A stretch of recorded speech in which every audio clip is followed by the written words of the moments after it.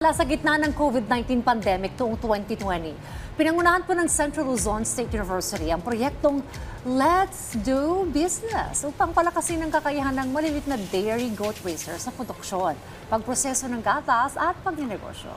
At upang ipaliwanag kung paano nito napataas yung kita at naging mas matatag ang kabuhayan ng maliliit na dairy goat racers sa Central Luzon, makakapanayan po natin ang director ng CLSU Small Ruminant Center na si Sir Neil Del Rosario. Yan, magandang umaga po at welcome sa Rise and Shine Pilipinas, Sir Neil. Isang mapagpalang umaga po mga ka-Rise and Shine Pilipinas. Ang Let's Do Business Project ay pinumunuan ng Central Luzon State University sa pamamagitan ng DOST Picard. We introduce a complete system, training farmers in dairy goat management, milk processing, and enterprise development. At its core, ang proyektong ito ay patungkol sa pag-transform ng pangkaraniwang goat racers o mga smallholders into small-scale dairy goat entrepreneurs. Ito ay ginawa sa piling bayan ng Nueva Ecija at Tarlac. Yung proyekto po natin ay napag-produce ng more than 3,000 liters of milk from farmers of Science City of Muñoz and Santa Rosa, leading the volume and income. Another example is the revenue generated by Santa Rosa in particular that achieved 190,000 pesos in gross sales and 82,000 pesos in net income. Okay, Sir Neil, maganda po itong proyektong ito, no? Pero bago po ito, ano po ba yung mga pangunahing problema na kinaharap ng mga smallholder dairy goat farmers sa produksyon o pagbebenta ng gatas? Sa totoo lang po, wala pa po o kukonti lang ang nagpo-produce ng goat's milk. Ang paraan ng pag-aalaga ng kambing ay yung tinatawag nating slaughter o pangkatay. Meron pong mga ibang or kukonting dami ng commercial racers na nag-aalaga naman ng mga breeder goats. Pero yung 98% or 99% ay nasa may backyard. Ang kita lang po nilang nakuha dito ay after 6 or 8 months and kukonti lang po pagkat maliliit lang po yung native na kambing. So, sa proyekto natin ito, tinuruan natin sila paano mag-kolekta in a very hygienic way and ma-process itong gatas na to para maipunta natin sa merkado.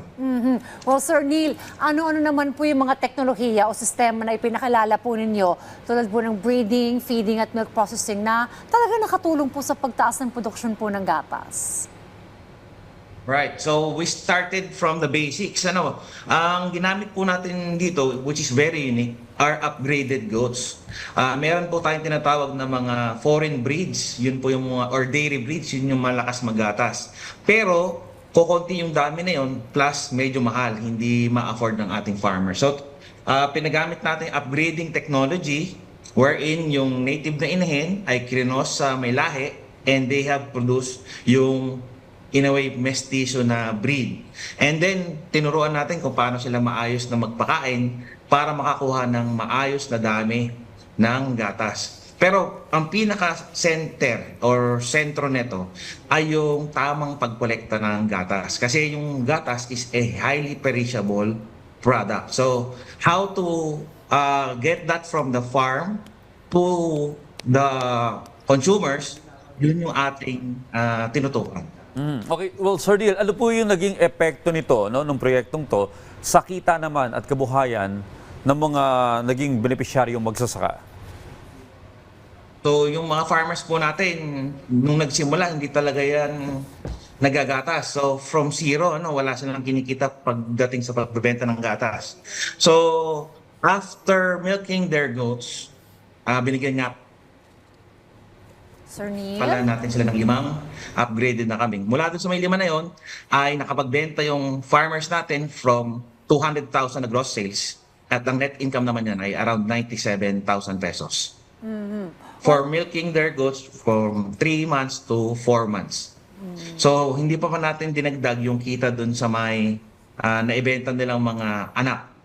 Diretsong kita lang mula doon sa may pagbebenta ng gatas. Well, sa usapin naman po ng merkado, Sir Neil, paano naman po ninyo tinulungan yung mga goat raisers na maibenta po at mapalawak ang demand para po sa goat milk sa kanilang komunidad? Right, that's correct po.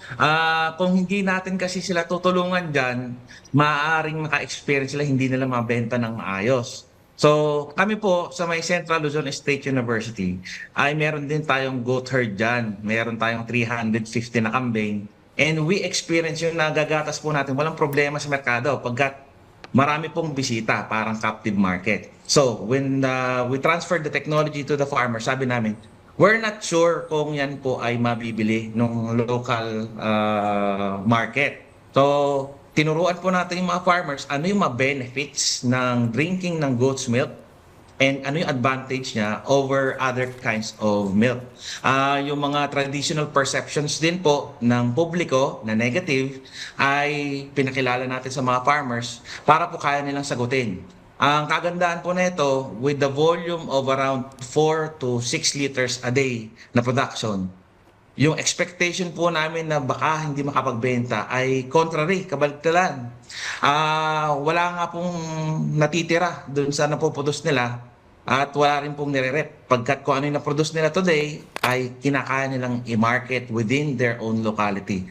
2 to 3 barangays away, hindi pa po yung buong bayan yung kanilang pinagbebentahan. Well, sir, nakita na napaliwanag nyo na, no? Ubus kagad kapag sa isang araw yung produksyon.